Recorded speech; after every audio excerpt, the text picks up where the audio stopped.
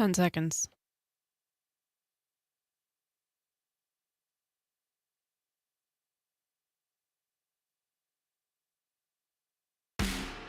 Broadcasting across the state of Wisconsin on the Civic Media Radio Network and around the world on the Civic Media app.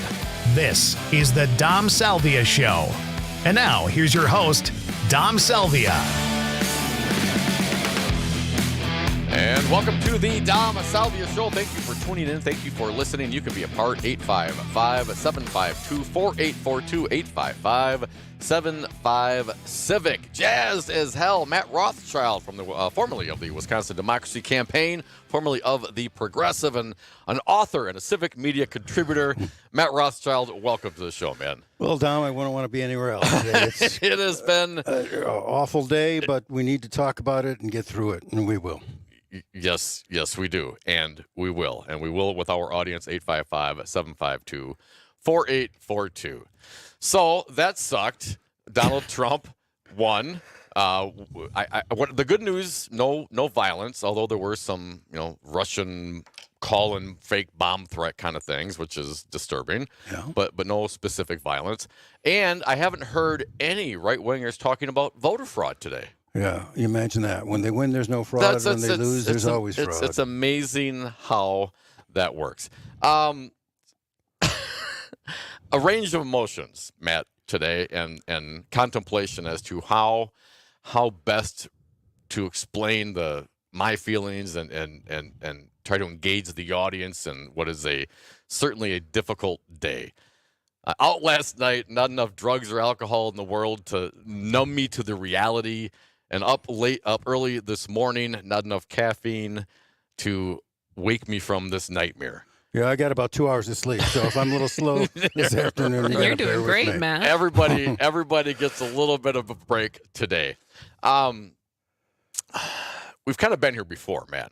And it's funny, we're just right before the show, right before we started here, talked about, you remember Ronald Reagan getting elected. Yeah. We've been here before and we haven't been here before. We've been here before in some devastating presidential election nights. When I was just coming out of college, Ronald Reagan got elected, and I was an anti-apartheid activist and anti-U.S. policy in El Salvador and Nicaragua guy. I knew what Ronald Reagan was going to do down there, and I was horrified that he would win, and so I was talking to everybody I knew, don't vote for Barry Commoner, who was the third-party guy back then. Give Jimmy Carter another go despite his bad economic policies that were hurting average people. And then there's a little echo there. And then I was there when George W. won the first time, and when he won, after the Iraq War, which he shouldn't have been able to win afterwards. I was actually on local TV doing commentary that night, and it was devastating. Then I was there in 2016 on air on Channel 3 here in Madison when Trump won the first time. And I remember someone had said that, this is a good night for America. And I said to myself, good night, America. Good night, and that's America. kind of how it feels again tonight. So, we've been there, but we haven't been there before in that we haven't been here where Donald Trump, the authoritarian figure that we now know that he is totally unconstrained by the courts. And 72 million Americans said, yes, we want the strong man. The headline from the New York Times today, America hires a strong man. Which is, of course, ironic because Donald Trump is not a quote-unquote strong man, not mentally, not physically, not in consistent policy, not in his patriotism. He's strong in taking care of Donald Trump, certainly, but everything else, not so strong. So I know that's the headline. I think it's a little misleading. I mean, I do think there's a chunk, certainly the cult followers, which is, 25-30% of the Trump vote, maybe it's 50%.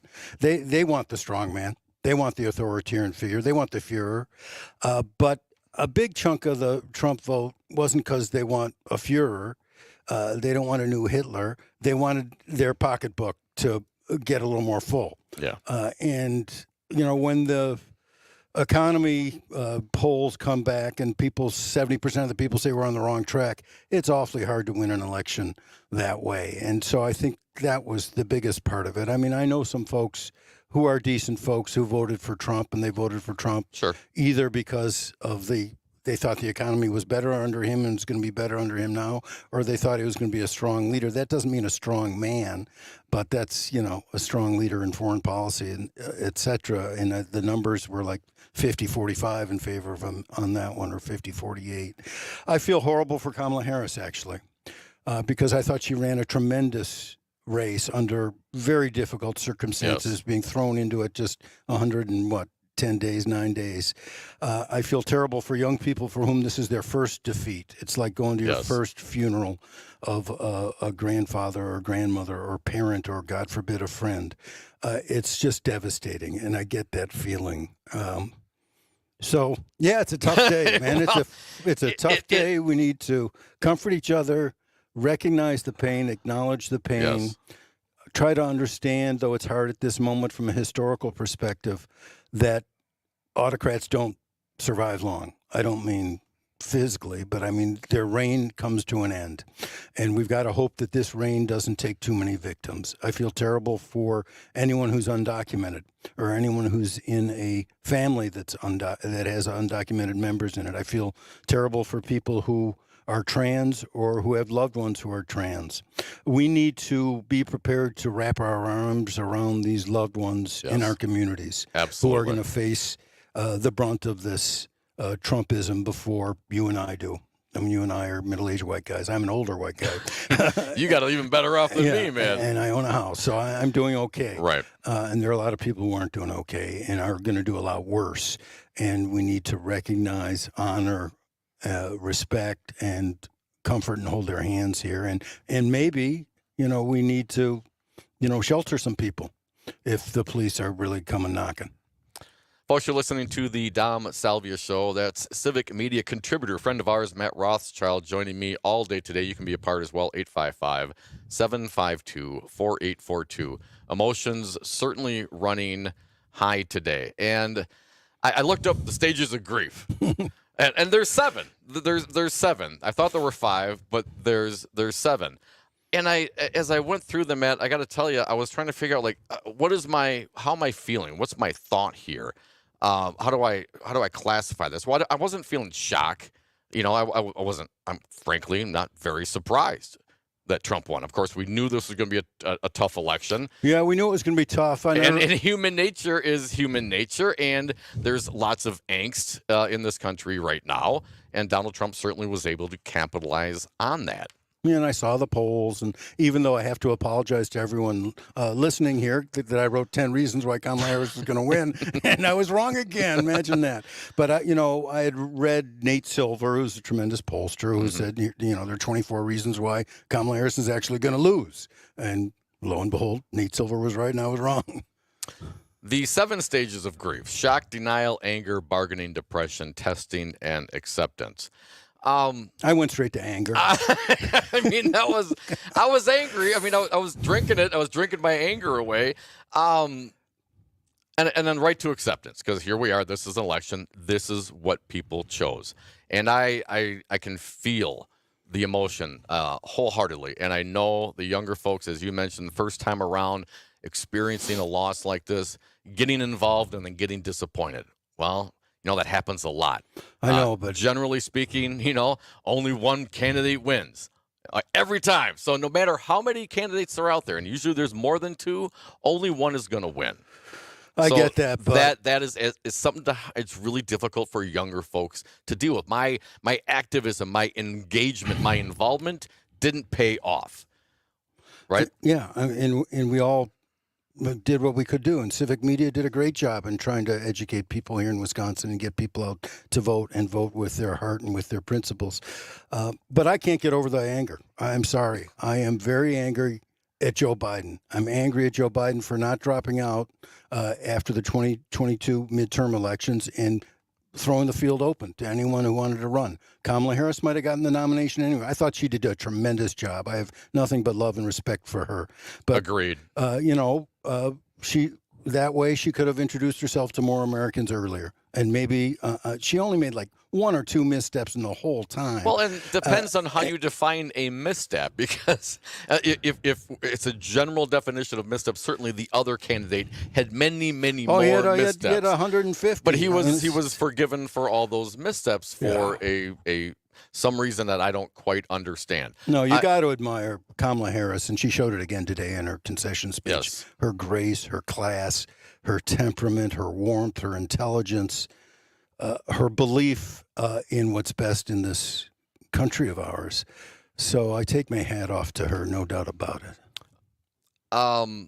You know, my dad always used to tell me when we were doing things or had to do chores or went through a difficult circumstance that we didn't appreciate. He said, it builds character. So it became the family joke. Anything, but it's something that stuck with me. It builds character. So in these times, I gotta tell you, as I reflect back on the last 24 hours, I'm thankful. And we're going to have some cuts of Kamala Harris today talking about being grateful. I am. I'm thankful. I'm thankful for the audience. I'm thankful for my health, for my family, for the ability to do this show with you, to use our privilege to help perhaps defend those who are having difficulty, who will have difficulty here in the future. I am thankful for those things. I'm thankful that we have a democracy. I'm thankful we had a candidate that conceded with grace and honor today. I'm thankful for the 67 million people who went out and voted like me for Harris. I'm thankful, too, for everyone who worked so hard in this state. I know at the grassroots organizing stage, right, people just poured out their energies to go door to door. The engagement was through the roof, and that's one of the difficult things to grapple with is how can we have that much engagement and come up with this kind of result. And I also believe, Matt, in my heart, that builds character. I'm thankful for these issues and these things, but there's also opportunity. There's always opportunity here. What opportunity for reflection, opportunity to look at what was the party mechanisms. Was it efficient? Was it effective? Opportunity to reach out, opportunity to talk to folks, opportunity to continue to have these conversations. There are opportunities, and this does build character, as my dad would say. And we're going to get through this together. I'm thankful for all the work of the people around here, man. I got so many hugs today, Matt. It's been wonderful, and there's community in that. And I'm thankful, and I'm opportunistic to hold Donald Trump to his words. You know, because now if you have 72 million people that wanted the strong man in office, well, you got it. So I fully expect now that the wars in Israel will stop. The war in the Ukraine will stop. That might happen. and I'm thankful that the inflation will be zero. Yeah. So we have a list of expectations for the newly coming in president. Folks, this is the Dom Salvia Show. Join us, 855-752-4842.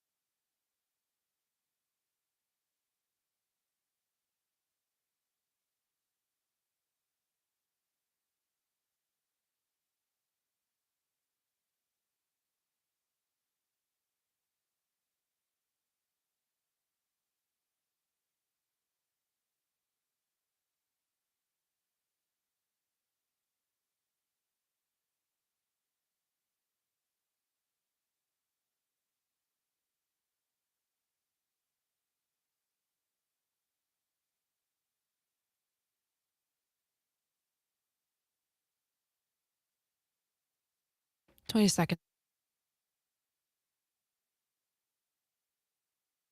We just got an interesting call. She didn't want to stay to come onto the air, but apparently right-wing radio sounds almost like they lost. They're yelling and mad. I don't know. Let's go.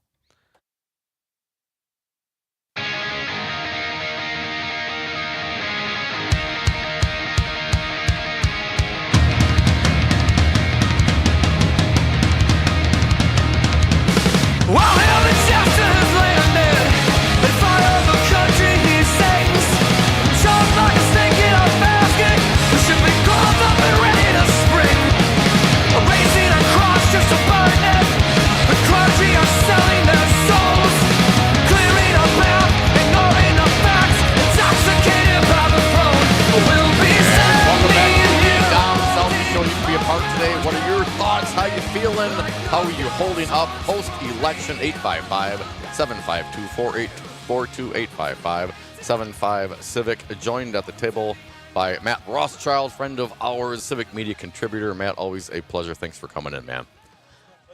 Go ahead. Yeah, I just wanted to throw out a quote by Howard Zinn, the great progressive historian, wrote A People's History of the United States. He wrote for the Progressive magazine for about 12 years when I was the editor there. And I'm just going to read a paragraph that often sits on a refrigerator door. To be hopeful in bad times is not just foolishly romantic. It's based on the fact that human history is a history not only of cruelty, but also of compassion, sacrifice, courage, and kindness.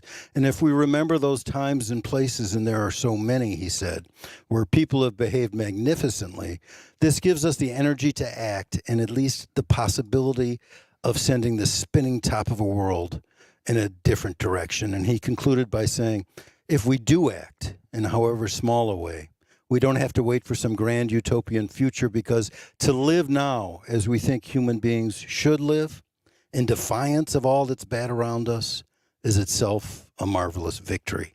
So I think we should take that to heart. At least I do. Yeah. And whenever there's hard times, I look at that quote. And for us, it's one of those times. 855-752-4842. Let's get to some of our callers. Jeff from Wind Lake, you are up. Welcome, Jeff. What do you got for us?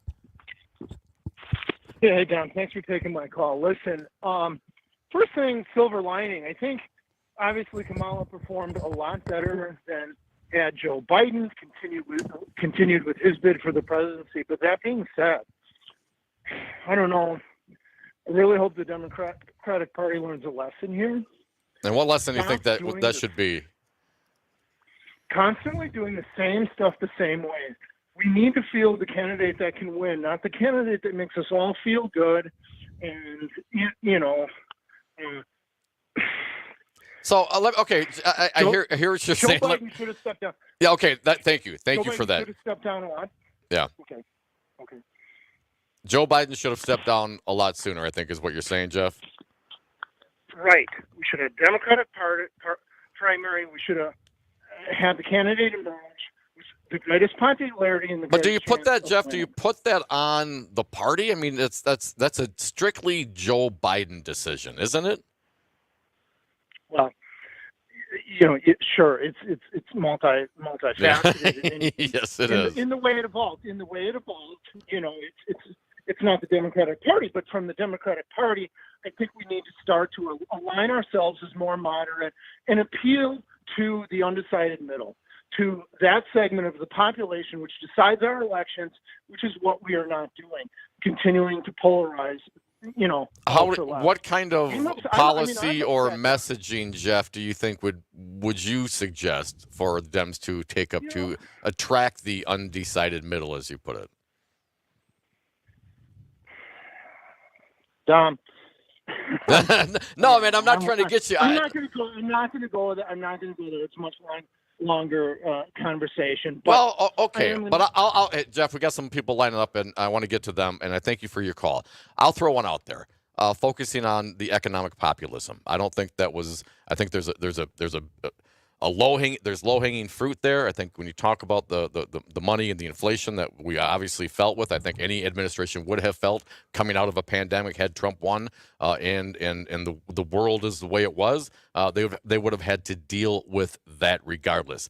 But to address specific economic populism and policies that will help out those undecided middle class, I think there was some effort there, but I think it could have been sharper and more poignant, Matt.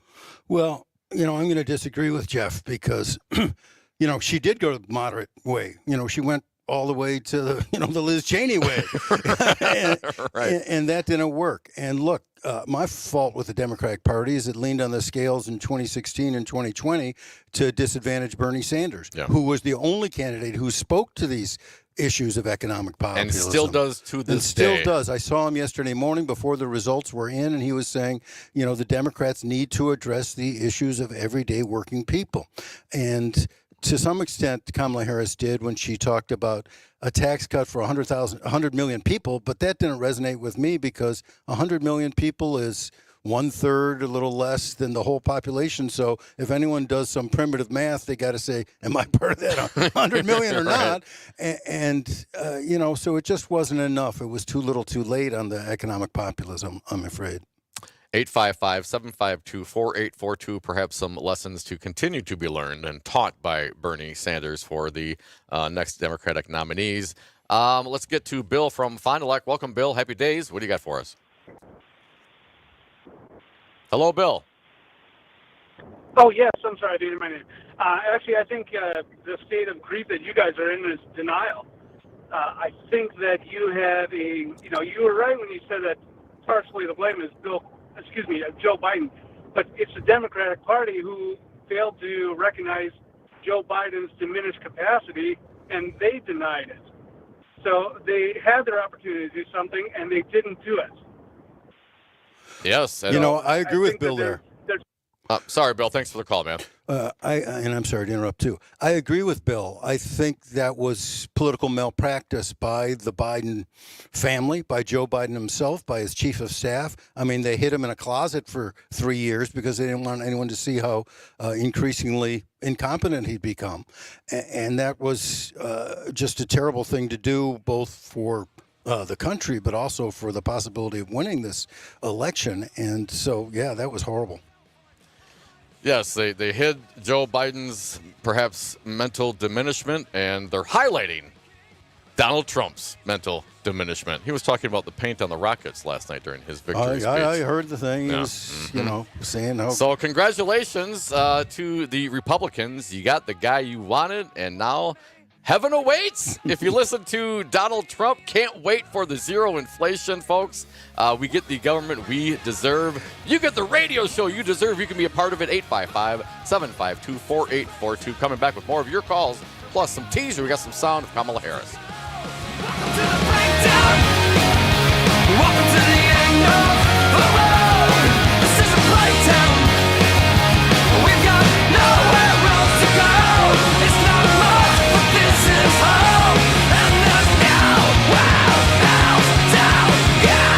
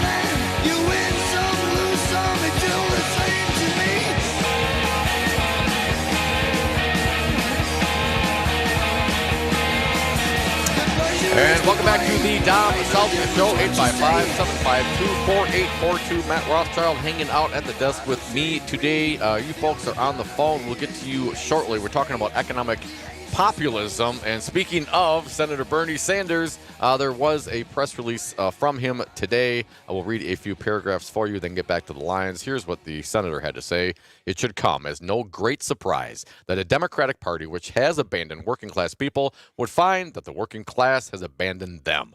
First, it was the white working class, and now it is Latino and black workers as well. While the Democratic leadership defends the status quo, the American people are angry and want change, and they're right.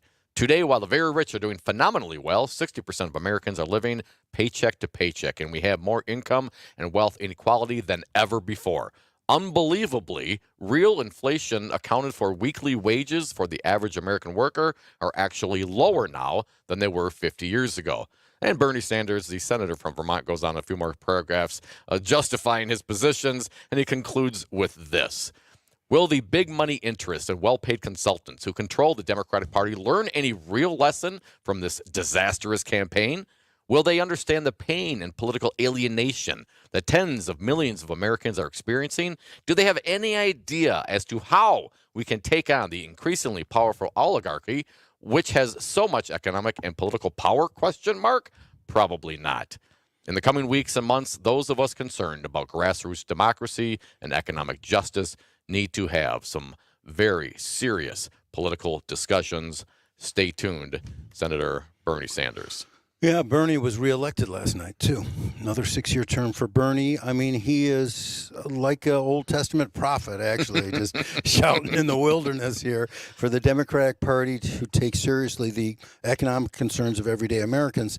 And this was a real problem because you had economists like Paul Krugman in the New York Times, who I admire, Nobel Prize winner, smart guy, talking about how great the economy is all the time. And you had Biden talking about how great the economy is. And foolishly, you had people, including Kamala Harris, using the term Bidenomics.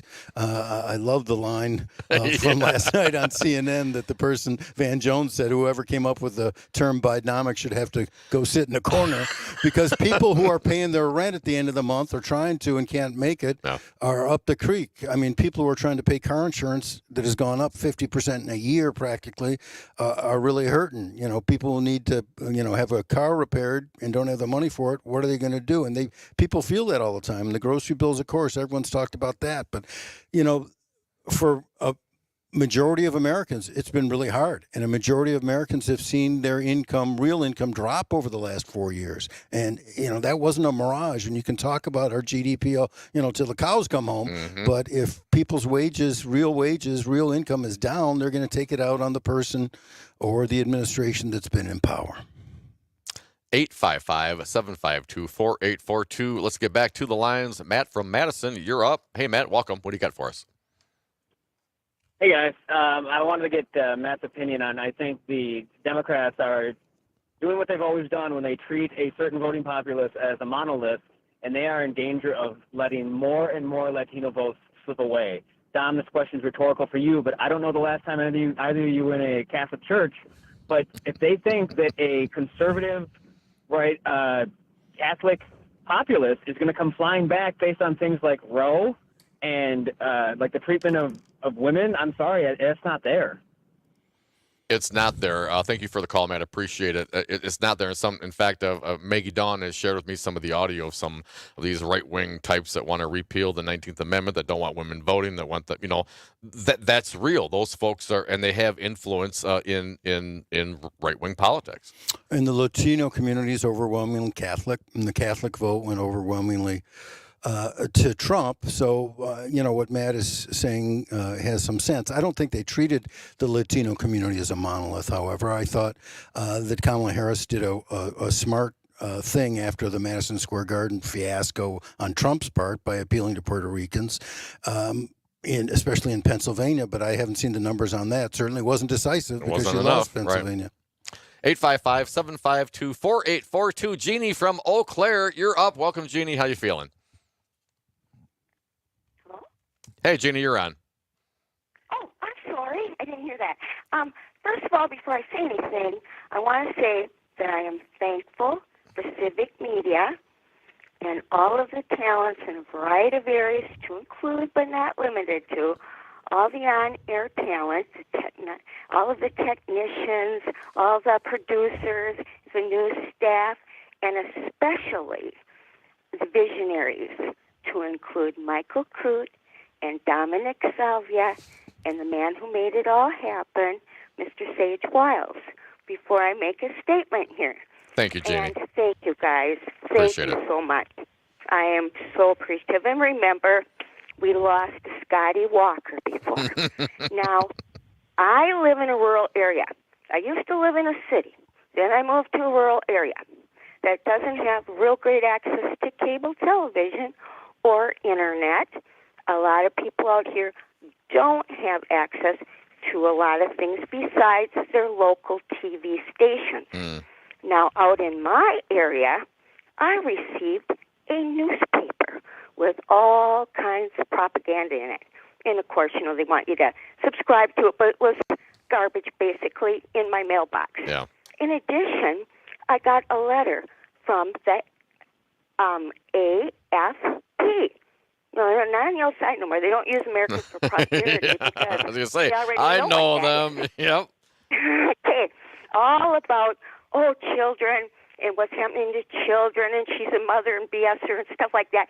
And then at the end, she signs her name, and it was against Tammy Baldwin. And it was, and then down the, she was somebody that was employed by the Americans for the for prosperity. That's a Koch So group, too. Yeah. I know. We need to identify and teach the public what's behind this, who's financing this, just like Bernie's been saying all along, to educate people on what's going on behind the scenes. Donald Trump is a perfect man to play the game, because once he starts telling these guys behind the curtain what to do, he ain't going to be around much longer.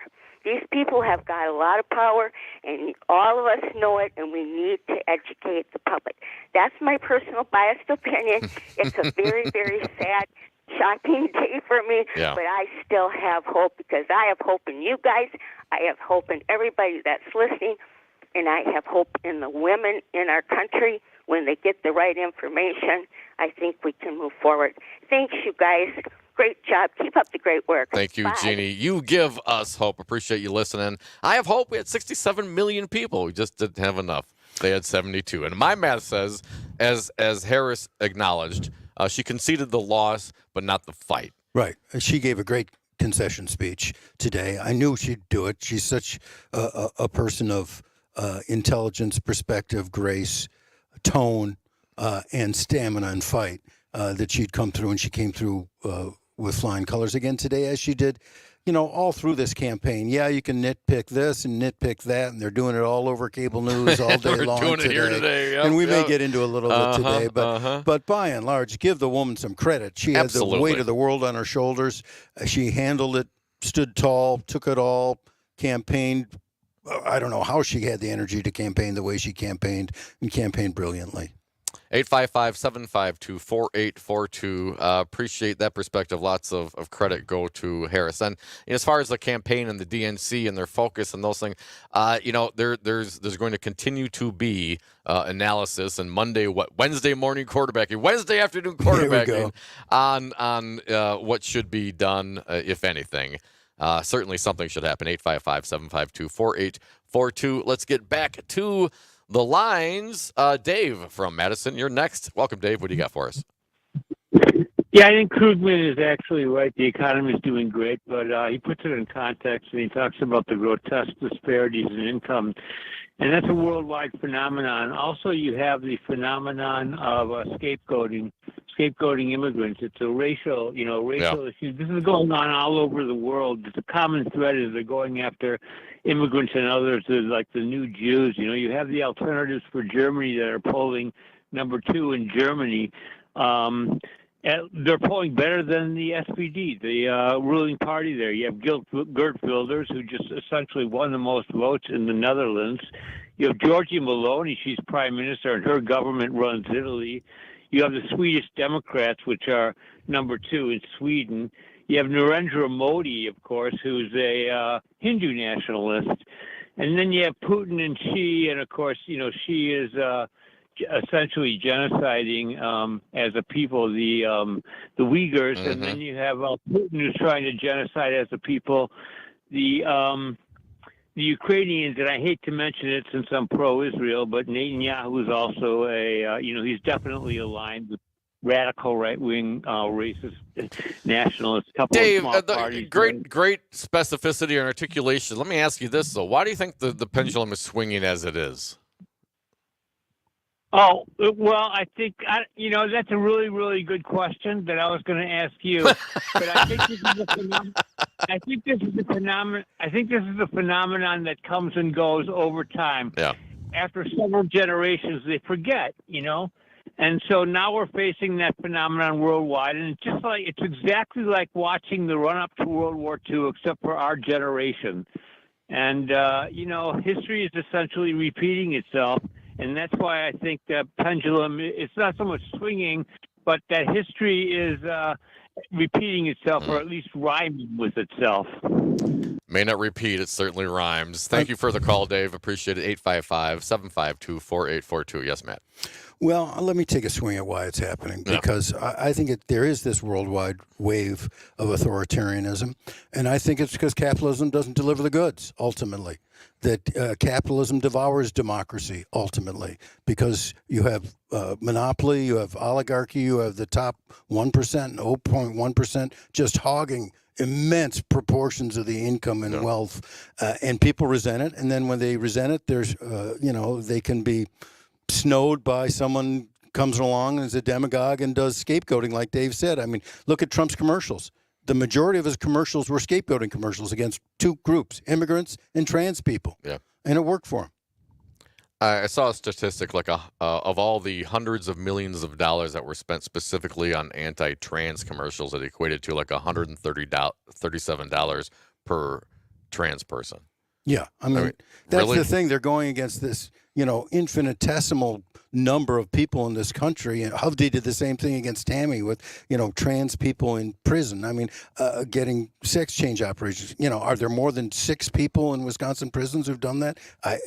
Maybe there's 12, but there's not a lot. I mean, so they're just picking on the tiniest minorities here, or the most vulnerable to people create in our society. The biggest angst and the most grievance against that person or that party. Yeah, and it's an old playbook. We saw it in the 30s in Germany. I mean, we're seeing it here. We saw, Modi's doing it in India. Dave's right. I mean, it's happening all over.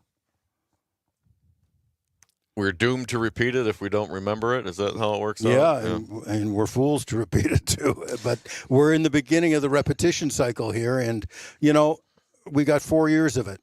We just got to do work between now and the next. Well, we keep on working. I mean, election to make sure it doesn't happen again. And this is the thing. And yes, we can take our break and get a breather here, and it's certainly an adjustment to recognize that over half of our fellow citizens have voluntarily elected this strongman. That this is the direction that they want this country to go. That's a little hard to swallow. But at the end of the day, hard to swallow. When we get up tomorrow, but again, I'm not too surprised given who we are as a people and how humanity is. We're a flawed species, man. But self-governance, it never ends. It doesn't end today. It won't end tomorrow. It won't end in 2 years or 4 years. It is a continue. As long as you are alive on this earth, in this country, you have a right, an obligation, I would say, to engage in self-governance. And part of that is not just voting either. It's not just voting. It's educating yourself. It's being involved in the community. It's making an effort. Yes, it takes time. And as mentioned, sometimes people don't have it because they're working all the time. For less and less money. 855-752-4842. We do have some sound from Kamala Harris. We'll bring in the next hour. We're going back to your calls right now.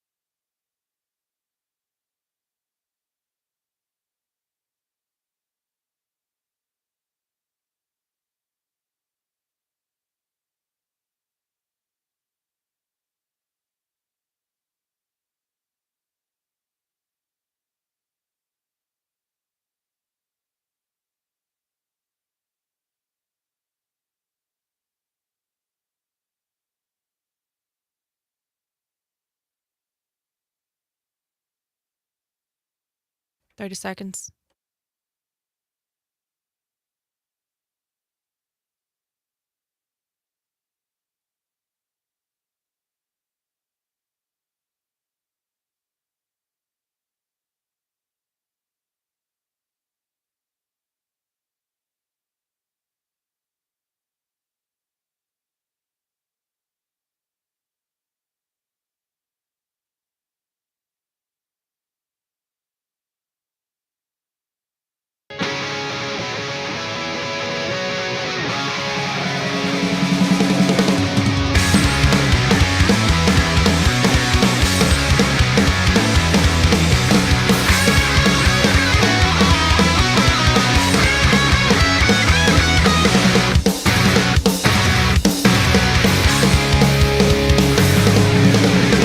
When our rivers run dry and our crops cease to grow, and when our summers grow longer and winters won't snow, from the banks of the ocean and the ice in the hills to the fight in the desert where progress stands still, when we've lost our will, that's how we'll know. And This welcome is back not to a the test Dom run. Salvia Show, 855-752-4842. We're going to go back to the phone lines, 855-75-CIVIC, where we have Vice President Kamala Harris's concession speech. We'll give that, we'll play that in the next hour. But right now, I want to get back to the lines. Your thoughts, your concerns, your feelings. How you feeling? Jake from the MKE. Welcome, Jake. What do you got for us today? Hello, Yeah, Jake. I Hey, Jake. remember, years ago, I remember calling Devil's Advocates when you guys first started, and I said, these people, these right wingers are playing for complete domination and for power alone, and people on the left keep on thinking that this is normal. No, it's not normal. I mean, we got to punch them back. We have to be mean. It would have been nice. The whole time, they suppressed millions of votes in the South. They stole this election. They didn't have to. They did it right in the open. They stole it by suppressing minorities and other people. And I'm sick. I would love to have heard an ad that would have said, "Hey, Donald Trump, when he gets the power, he's going to come find you and he's going to kick you out of the country, even if you are a citizen because you're Mexican." Or, hey, guess what? You have a different political leaning. You're on the list. You're going to be taken away. We're going to find some way to get you off the air, Dom. So I kind of miss Crute because at least he punches back. And it's ridiculous. Wake up, liberals, lefties, progressives. You have to fight back. You have to punch back. You don't have to be nice. Be mean because. Oh, sorry about that, Jake. I've struggled with that thought myself, man. What is the proper way? And certainly my reaction is much like like Jake is to be mean back. To, you're gonna do this to me, I'm gonna do it to you. You punch me once, I'm gonna punch you twice, kind of a thing. But then I think does that really further the discourse? How does that impact our civil engagement? Yeah, we don't need more meanness in our politics. I mean, Dems could be shrewder and play hardball a little better, but I won't want to get behind meanness. But certainly they could, have tougher ads and, really lay it out there. But Jake is right about the complete domination that Republicans, especially right-wing Republicans, have been seeking. And it's not just this year. It's not just Donald Trump. It's been a 50-year campaign for them. They were very shrewd in laying the foundations in institutions around the country, think tanks.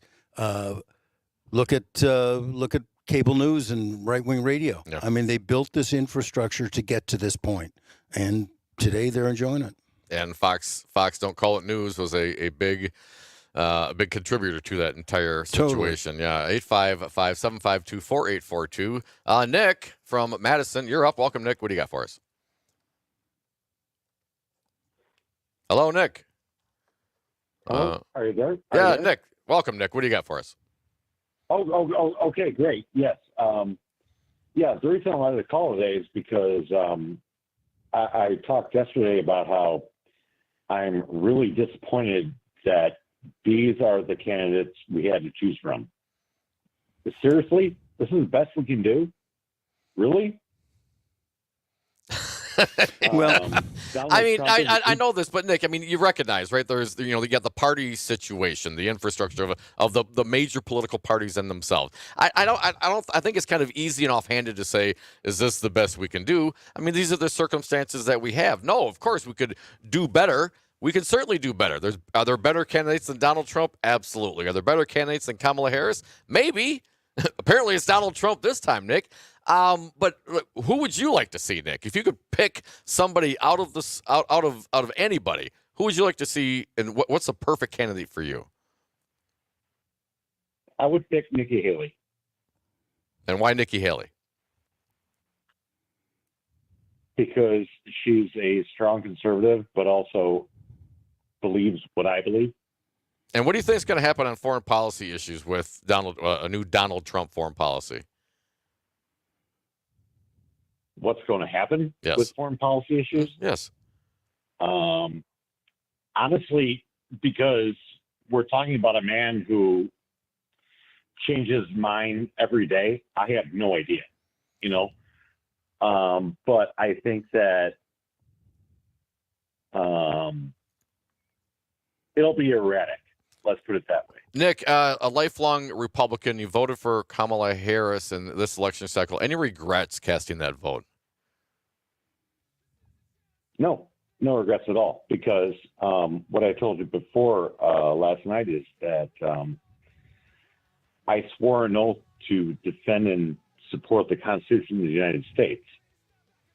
I would be telling the truth if I had to give that oath again. Donald Trump will be lying when he gives that oath, and I will not watch that on TV because I refuse. I'd prefer to not vomit as much as I possibly can. You and me both, Nick. Thank you so much for playing with us here today. 855-752-4842. Any comments on the last 30 seconds, Matt, on that? Yeah, I appreciate Nick for honoring our principles Yes. and voting not party but principle. I think when it was Biden and Trump, I could hear people saying we need better candidates than that. I thought Kamala Harris actually was a really good candidate.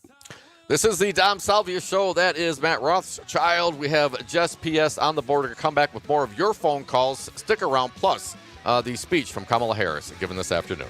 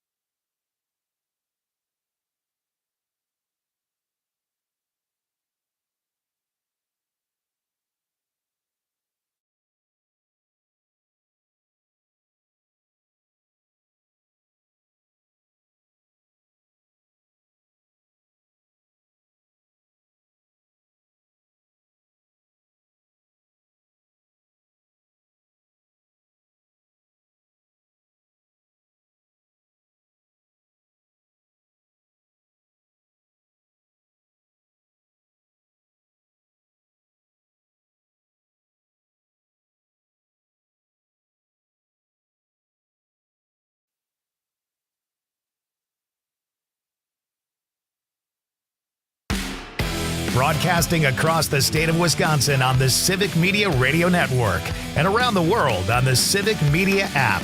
This is the Dom Salvia Show. And now, here's your host, Dom Salvia. And welcome back to the Dom Salvia Show, 855-752-4842. Got Matt Rothschild at the desk with me, JS. PS on the board. We do have some sound today. Kamala Harris, the vice president, gave her concession speech. We're going to play it right now, so callers, please be patient. We will get to you. Here is the vice president today. Good afternoon.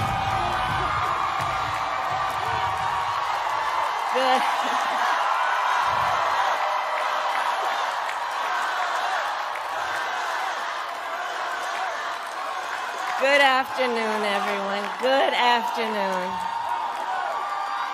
Good afternoon. Good afternoon. Thank you all. Thank you, thank you. Thank you, thank you. So let me say, and I love you back. And I love you back. So let me say, my heart is full today.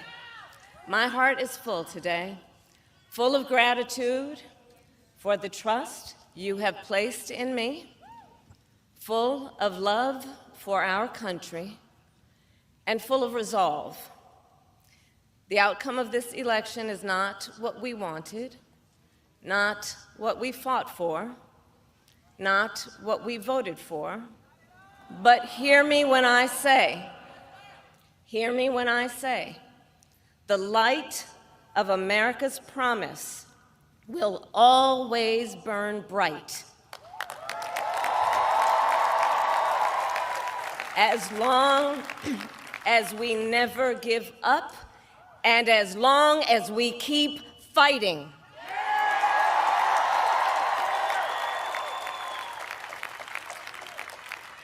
To my beloved Doug and our family, I love you so very much. To President Biden and Dr. Biden, thank you for your faith and support. To Governor Walz and the Walz family, I know your service to our nation will continue. And to my extraordinary team, to the volunteers who gave so much of themselves, to the poll workers and the local election officials, I thank you all. Look, I am so proud of the race we ran, and the way we ran it. Over the 107 days of this campaign, we have been intentional about building community and building coalitions, bringing people together from every walk of life and background, united by love of country with enthusiasm and joy in our fight for America's future. And we did it with the knowledge that we all have so much more in common than what separates us. Now, I know folks are feeling and experiencing a range of emotions right now. I get it. But we must accept the results of this election. Earlier today, I spoke with President-elect Trump and congratulated him on his victory. I also told him that we will help him and his team with their transition, and that we will engage in a peaceful transfer of power. Well, there's a concept. Yeah, imagine that. A fundamental principle of American democracy is that when we lose an election, we accept the results. That principle, as much as any other, distinguishes democracy from monarchy or tyranny. And anyone who seeks the public trust must honor it. At the same time, in our nation, we owe loyalty not to a president or a party, but to the Constitution of the United States.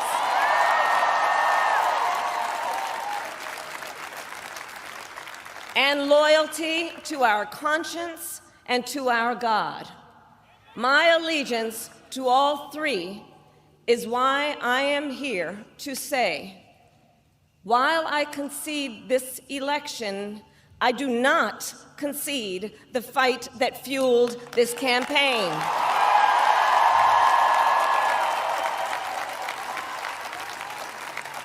The fight for freedom, for opportunity, for fairness, and the dignity of all people. A fight for the ideals at the heart of our nation, the ideals that reflect America at our best. That is a fight I will never give up.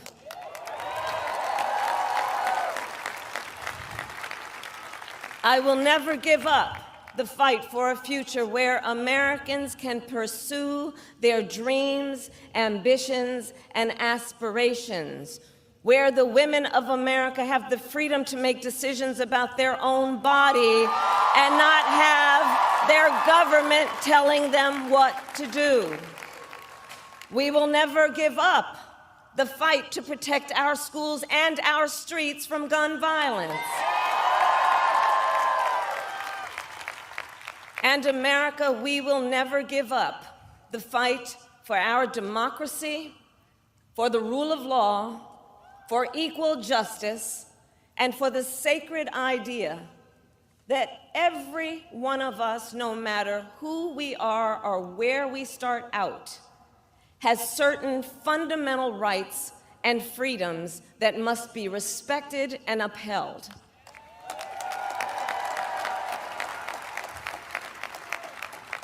And we will continue to wage this fight in the voting booth, in the courts, and in the public square. And we will also wage it in quieter ways, in how we live our lives, by treating one another with kindness and respect, by looking in the face of a stranger and seeing a neighbor, by always using our strength to lift people up, to fight for the dignity that all people deserve. The fight for our freedom will take hard work, but like I always say, we like hard work. Hard work is good work. Hard work can be joyful work. And the fight for our country is always worth it. It is always worth it.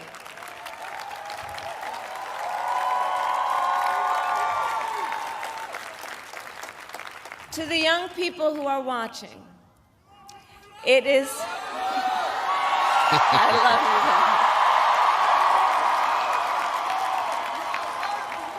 you. To the young people who are watching, it is okay to feel sad and disappointed, but please know it's going to be okay. On the campaign, I would often say, when we fight, we win. But here's the thing. Sometimes the fight takes a while. That doesn't mean we won't win. That doesn't mean we won't win. The important thing is don't ever give up. Don't ever give up. Don't ever stop trying to make the world a better place. You have power. You have power.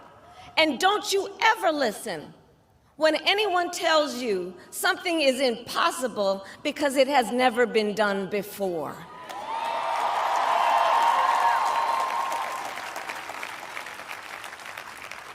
You have the capacity to do extraordinary good in the world.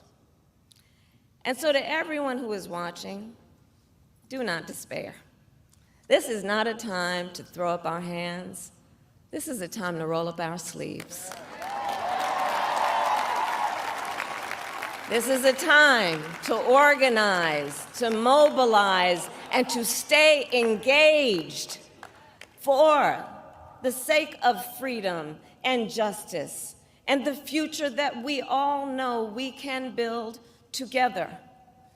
Look, many of you know I started out as a prosecutor, and throughout my career, I saw people at some of the worst times in their lives, people who had suffered great harm and great pain, and yet found within themselves the strength and the courage and the resolve to take the stand, to take a stand, to fight for justice, to fight for themselves, to fight for others. So let their courage be our inspiration. Let their determination be our charge. And I'll close with this. There's an adage an historian once called a law of history, true of every society across the ages. The adage is, only when it is dark enough can you see the stars. I know many people feel like we are entering a dark time, but for the benefit of us all, I hope that is not the case. But here's the thing, America, if it is, let us fill the sky with the light of a brilliant, brilliant billion of stars. The light of optimism, of faith, of truth, and service.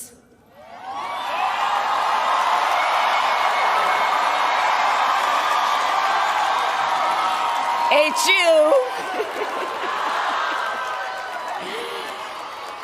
And may that work guide us, even in the face of setbacks, toward the extraordinary promise of the United States of America. I thank you all. May God bless you, and may God bless the United States of America. I thank you all.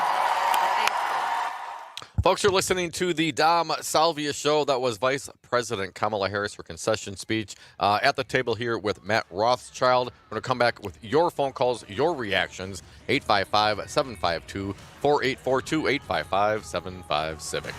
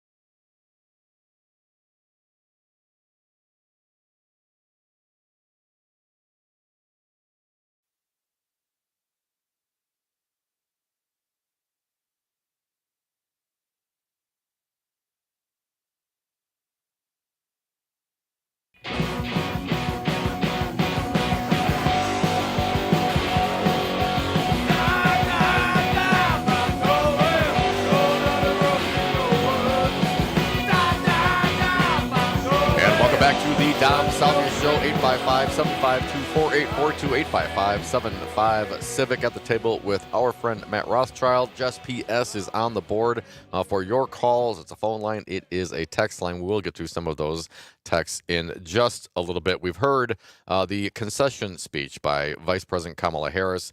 I thought it was a great speech. I think you can tell a lot about the character of a person by how they handle victory and defeat. I thought Kamala was great. Matt, what was your thought? Oh, so classy, so powerful, very sad speech, a very emotional speech to listen to, and must have been an emotional speech to give. I was worried she was going to lose it there at one spot. It was tough. When she said the light of America's promise will always burn bright. That had to be a tough line to utter, and you could just feel maybe she's going to have trouble getting the rest of that line out. But she did. Yeah. She completed the speech. It was a speech that was graceful, defiant at the same time, inspiring at the same time, poetic at the end, and in some way healing too for those who listened to it or saw it or just heard it right now on Civic Media. I just think it epitomizes who Kamala Harris is. She's all of those things, and she has nothing to be ashamed of. She ran a tremendous campaign. She was given a bad deck. She inherited a huge problem with 170 days to put a campaign together and run against a guy who's been running for 9 years. This is what a concession speech should be. This should go down in the history books as one of the best concession speeches ever. 855-752-4842. Harris says she will concede the election but not the fight that fueled this campaign. Opportunity, fairness, dignity, the ideals. I thought it was spot on. Folks, know what your thoughts are. 855-75-CIVIC. Let's get to Jack from the Mac. You're up. Welcome, Jack. What are your thoughts? Well, my thoughts are that there, with the Trumpsters, there are a lot of sore winners out there. Sore winners? I have seen so many posts online and heard people talking about on the radio that they basically, there's so much hate and anger at anyone that doesn't believe everything that Donald Trump says, and worse, almost as bad as that. Instead of being happy about their victory, they're gloating over the opposition, and it just. How do you deal with people like that? How do you try to find compromise with people like that? How do you try to find any kind of common ground? That's my real question. That's a great question, Jack. I'm glad you asked it. Matt? Sure, some of the bros are, gloating right now, and they're full of, just braggadocio. That's what they do. But that's not all the Trump voters. I know a couple. I've been in conversation with a couple over the last week, and one, told me he just wanted to have a conversation. He's sick of. He doesn't like being written off by people on our side, and I think many Trump folks, at least in Madison, Wisconsin, which is so blue, feel like they can't even, tell people who don't agree with them that they're voting for Trump and why. And it's not like they're flaming racist or have a Confederate flag on their car. They don't. They thought Trump's economy was better than Biden's, and maybe they like him for that reason. Those are the folks I think we need to engage in conversation with, and try to understand where they're coming from, and try to tell them why the Trump road isn't the right road. I'm not talking about playing footsie with the racists and the anti-Semites and the homophobes and the sexists and those flying those hateful flags. That's a waste of your time and maybe dangerous. 855-752-4842. The sore losers, Jack talks about the hate and the anger online. I was to try to stay away from some of the socials today, but what FDR said, I welcome their hatred. You know what? like I said before, you could tell a lot about a person's character by how they handle victory and how they handle defeat. And if you're going to be a sore winner in this situation, that certainly tells me a whole lot. And while I agree to some degree, if you're mad about inflation or not being listened to, and then you go and want to blow everything up because of it, well, there's consequences to that. And we'll see what the consequences are here in the next 4 years. Apparently, Project 2025, oh, that's a real thing. And everyone's really, really down for that. So if that's the answer to what your concern was as a voter who was maybe mocked or not listened to because you're voting for an adjudicated rapist, a fraudster, a carnival barker, he's all those things. He's all those things, and I don't think that's a matter of opinion. I mean, you know what I'm saying? No, those are facts. When you're convicted, that is a fact. Those are factual things. That the fact that we will now probably never get to the bottom of his role in that attempted coup, because now he's the president, and Jack Smith is talking about how to wind down those prosecutions. Yeah, I saw the headline on CNN. Jack Smith is in negotiations for dropping all the cases. I mean, we are never going to get justice for what happened on January 6th. And this is the most shocking thing that I think historians will look at, that it's hard for us to see because of all the tactical questions, this, that, and the other. The crazy fact of today is that the American people reelected someone by democratic means who tried to destroy our democracy. That is a paradox that is hard to unravel. Angry daddy is home, and everyone's going to get a vigorous spanking, apparently. And that's what people voted for. That's what Tucker Carlson wants. And, maybe Tucker Carlson will be press secretary. Who knows? Gee, now the consequence of all of these. So this is on. I think, though, I'm going to put it on the Trumpsters out there, the Umegas out there. You think Donald Trump, you think his economic message is going to help you? Okay. Well, I want you to, when you write down, look at the GDP, look at the unemployment, look at the inflation rate. Pick 5 or 6 of your metrics, and then come back and talk to me once your guys' policies are installed.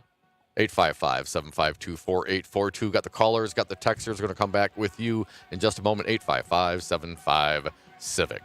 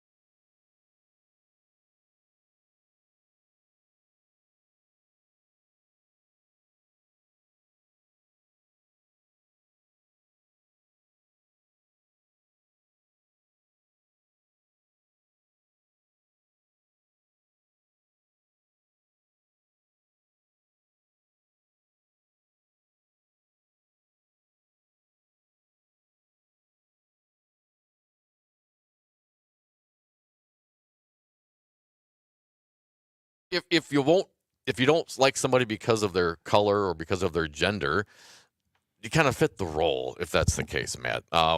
Any thoughts?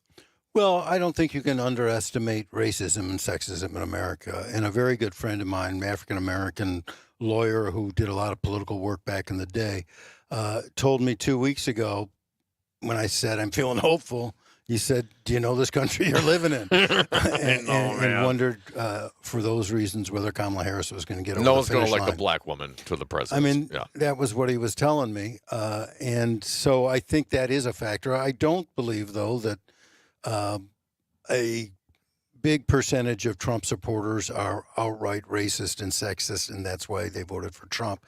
I think the bigger reason for a big chunk of they weren't Nazi incels. A big chunk of them thought that Trump somehow was an economic genius and it was so much better then. And they did get hurt by the Biden economy. Even though the macro figures are good, the Biden economy is bad if you can't make your rent. 855-752-4842. Jess, we have some sound. Tish James, the Attorney General from the state of New York, she secured that conviction against Donald Trump. She had a presser today. We got a little clip of that. Let's play that for the people, please, Jess. I congratulate the President-elect Donald Trump. And if possible, we will work with his administration. But we will not compromise our values or our integrity or our principles. We did not expect this result, but we are prepared to respond to this result. And my office has been preparing for several months because we've been here before. We faced this challenge before, and we used the rule of law to fight back. And we are prepared to fight back once again. Because as the Attorney General of this great state, it is my job to protect and defend the rights of New Yorkers and the rule of law. And I will not shrink from that responsibility. Amen, sister. New York State Attorney General Tish James commenting today. Nice to hear that. Love that defiance, don't you? You got to be defiant. Oh, my God, yes. We can't roll over here. We can't. We've got to, summon the strength to soothe our wounds here and keep on fighting. And so that's an inspiring little speech there by Trish James. Yeah, it was great to hear and really resonates with a lot of folks. 855-752-4842. Gail from Kenosha, you will be next. Welcome, Gail. What are your thoughts? Hi, Dom. You are my favorite Civic Radio host. Oh, thank you, Gail. and I truly love the Civic Radio, everybody. But anyways, my point is Donald Trump is a convicted rapist. I've been raped. I don't know how anybody who is a rapist can qualify for the presidency. Gail, sorry to hear your experience. Certainly it is frustrating and it's hard to comprehend. My only thought is for people to give that a pass is they just don't believe it.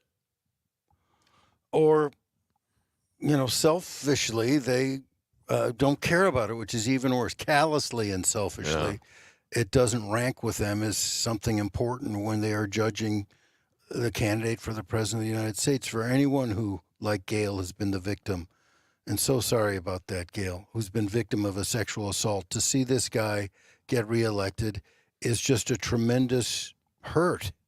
And I think we need to recognize and put our arms around people like Gail at this time. It's just got to be an awful, awful reminder. Well said, Matt. 855-752-4842. Thank you for the call, Gail. Northward's Terry. You're next. Welcome, Terry. What are your thoughts? Let's see here. Just a second. Let me get pulled over here. Not by a cop, I hope. Right. All right. Hey, Terry, hang on. We'll get back to you. Mark, you're next. Welcome, Mark. What are your thoughts? Well, Madison observed back in the Constitutional Convention, in all cases where a majority are united by a common interest or passion, the rights of the minority are in danger. Mm-hmm. We have seen the mere distinction of color made in the most enlightened period of time a ground for the most oppressive dominion ever exercised by man over man. Of course, then he was referring to slavery. Yeah. Interesting, the slaveholder would say something like that. But we can see that today for, has been brought up, for the trans people, or for people that are gay, or any one of the spectrum, that they are going to suffer under the Trump administration. As I think a lot of Trump's voters are going to suffer under Donald Trump, because inflation is not going to go down. And on the international front, I don't know what's going to happen to the people in the Baltic states or Ukraine, or I think the Palestinians are toast in both Gaza and I think on the West Bank, because I think Trump will give Netanyahu the green light to annex the West Bank, and also to turn Gaza into a playground for Jared Kushner to take over. Well, I hear the beaches are really nice there, Mark. Thanks for the call, man, and great historical perspective as always. We may have Trump getting us out of NATO. I could have that argument. Right, the foreign policy on issue, the foreign right, policy yeah. that Mark raised. Trump wants a new alliance here of authoritarians. He wants Putin himself, maybe Xi, maybe Kim Jong-un, Modi in India, the leader of Hungary and the leader of Turkey. Those are going to be the folks he's going to gather together and say, this is the new world order under Donald Trump. It's going to be great for the women and the minorities. And of course, I'm being facetious here because, as mentioned, those are the folks that are going to be hurt the worst immediately. And ultimately, given Trump's policy direction, if the tariff that he wants goes into effect to the degree that he claims he wants to do it, that is essentially a tax, a sales tax. People, I don't know how you get around that. I don't know where you think that money is going to come from, but it's going to come from you, the 73 million Trump voters. Sorry, 72 million, my last number, 855-752-4842. Sherry from Horicon, you are next. Welcome, Sherry. What do you got for us? Oh, God, this all sucks. Yes, it does. It is. My family is split up. My son has blocked me. He's total MAGA. My daughter is totally... like me, totally blue. We love Kamala. We stand for women. We're just like, oh my God, what is wrong with this Wisconsin? I really, really, really, really, really, really, really, really, really thought that we were going to pull this off.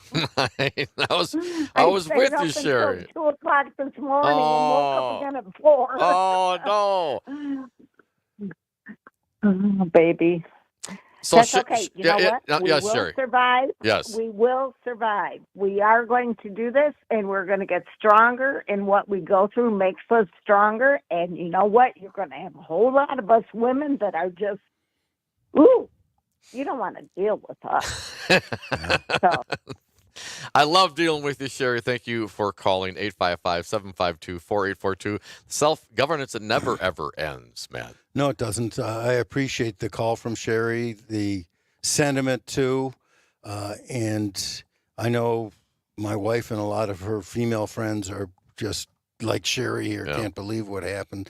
I know there's going to be some crazy Thanksgivings like Sherry's, it sounds like, when family members are on different sides of that. But my heart goes out to Sherry from Horicon. I love Horicon. I go there bird watching all the time, Sherry. You're a bird nerd. Maybe I'll see you there.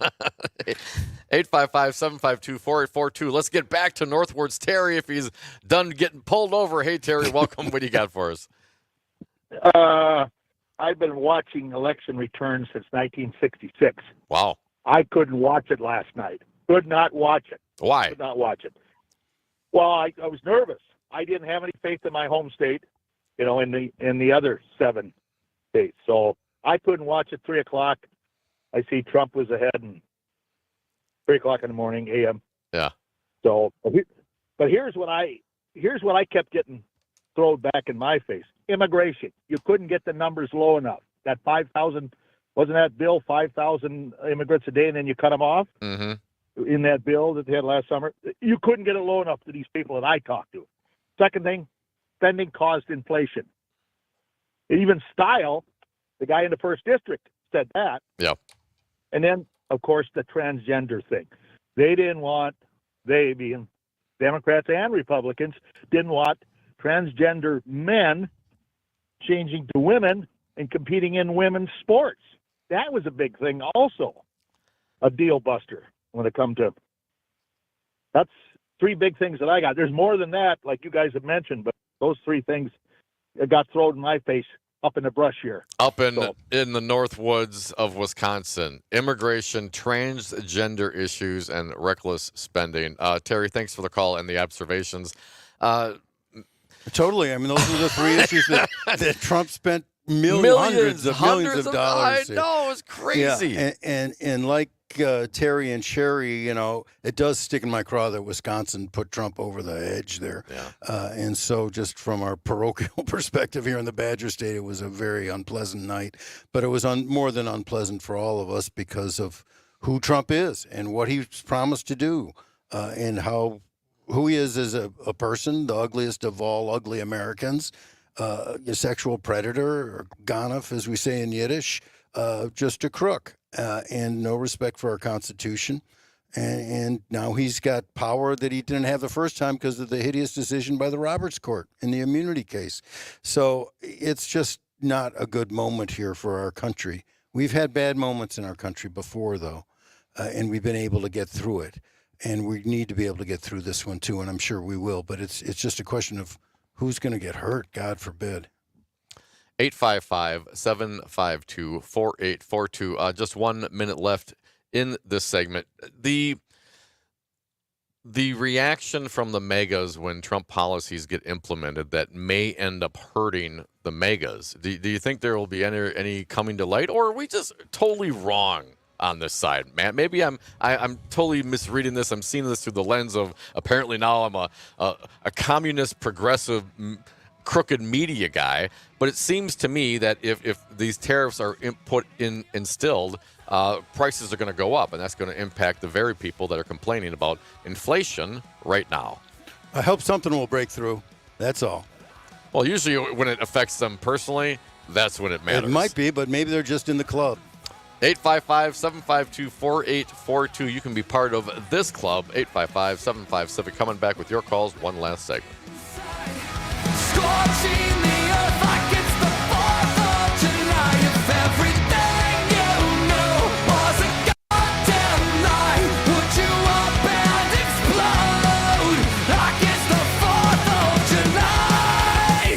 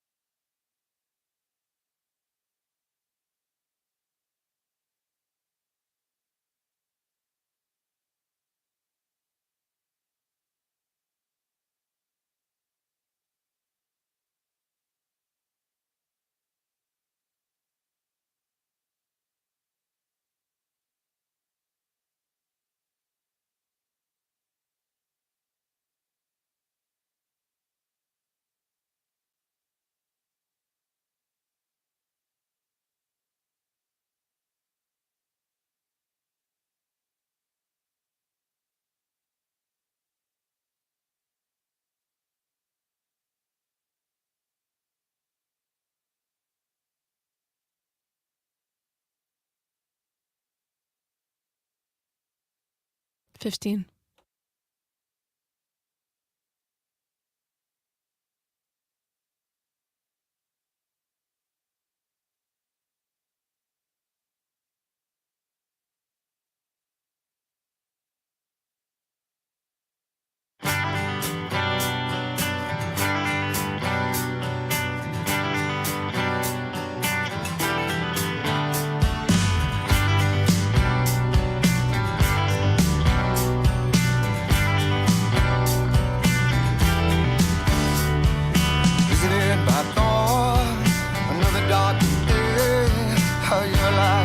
sun hiding somewhere beyond the rain, needing for the light. And welcome back to the Dom Salvia Show. Phone lines are open 855-752-4842, 855-75 Civic. Matt Rothschild sitting at the desk with me. One last segment, just PS on the board and on the lines. We will get you in. Matt, you had a quote, something that might be relevant to what some of us are feeling right now. Well, you know, the last time Trump won, there was a book that came out. It's not even a book, really. It's just a small little pamphlet, practically, by Yale professor Timothy Snyder, and it's called On Tyranny. And I read it then and underlined in some passages, dog-eared some pages. And this morning I brought that sucker off the shelf. And I read a little bit of it and took down this one little quote, 2 sentences I want to read. Power wants your body softening in your chair and your emotions dissipating on the screen. Get outside. Put your body in unfamiliar places with unfamiliar people. Make new friends and march with them. You know, I think that is the sentiment we need here. We cannot capitulate to Trump like the guy who owns the Washington Post capitulated to Trump, and then he sent him a Bezos, love letter. Congratulations. Bezos sent him a kiss today. There's a little play on Bezos. He sent Trump a kiss, yeah. We can't do that. We need to be defiant, like Trish James showed us. Yep. And like the vice president showed us. Well, defiant, if that means standing up for the Constitution and the rule of law, absolutely defiant. Against folks who would try to overturn the Constitution, who is literally going to get out of jail free card on his criminal activity. Most strikingly, trying to overthrow the government that he will now lead. Yeah, that's the ultimate irony, isn't it? Certainly is. 855-752-4842. LA Tom, you are up. Happy days, Tom. How you feeling, man? Well, guys, first off, we the people ultimately are the government, and the people did not do what I wanted them to do, but that's how it goes. That's how it goes. What I learned about last night's election, though, one is that our country suffers from toxic ADHD, and they love the bumper sticker talking points. Two, that they will not vote for a woman candidate for president. Three, people do not like it when people talk about policies or programs, or they don't care for the intelligentsia. They only want someone that reacts, shoots from the hip, and is an Al Bundy figure or reality show, WWF or UFC jughead. They like their straight, white, Anglo-Saxon Protestant men who is their bro and who doesn't speak intelligently or academically, because the professors and other academia, when they spoke that way in the 30s, we know what happened to them. They don't like smart women because they're so scared of them, including Latino men who said they would never vote for a woman before this election even happened. What about, let me ask you this, and great points. I appreciate your perspective always, Tom. Bernie Sanders, senator from Vermont, came out and said, listen, this is, the Democratic Party has walked away from working people. First it was working class white people, now it's working class black and Latino people. What are your thoughts in that, black and Latino men specifically? I mean, Bernie Sanders says the messaging and the economic populism is the reason of the lack of a plan, the lack of addressing those very specific issues is why those groups have walked away from the Democratic Party. Do you concur with that thought? Well, first off, I'm not going to blame any black man or woman, because that's what the media keeps on wanting to do, and they're not the ones that were the problem in this issue. We had 52% of white women that voted for Donald Trump over Kamala Harris. The Latino men said, like I said before, said that they will never vote for a woman because they don't think she's as strong as a man. As far as what Bernie is saying, yes, I agree with the fact that it's about working people and making sure that we speak to them. But look, all of these people that voted against their best interests. Yep. And they're going to find out presumably sooner or later, Matt. Yeah, I think L.A. Tom makes some good points. I mean, the anti-intellectualism does run very deep in this country. I also think the bumper stickers, that Trump won the bumper sticker war. I mean, if you look at the slogans, Kamala Harris, we're not going back. She already had those folks, and half of America wanted to go back. Yeah. And then we fight, we win is vacuous, doesn't really say anything. And so maybe the marketing could have been better by her team. 855-752-4842. Susan from McFarland, you're up next. Welcome, Susan. What do you got for us? Oh, first of all, I just want to say, as a female, I am very sad at the outcome of this election. Yeah.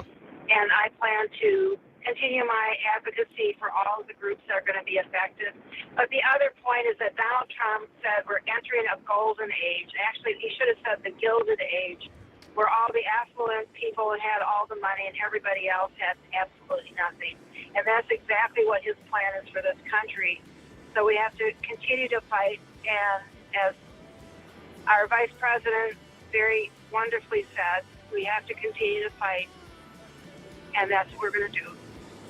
Well put, Susan. She said we concede the election, but not the fight. Any last thoughts, last 20 seconds, Matt? No, just we all need to, find nonviolent ways to keep struggling for our principles here, and we will win, as the vice president said. It just we didn't win last night. Governance never stops, folks. It goes on every single day. Just like this show, 855-752-4842. Pete Schwab at Nightlight coming up next tomorrow. James Santel will join. We'll talk about the Trump legal cases.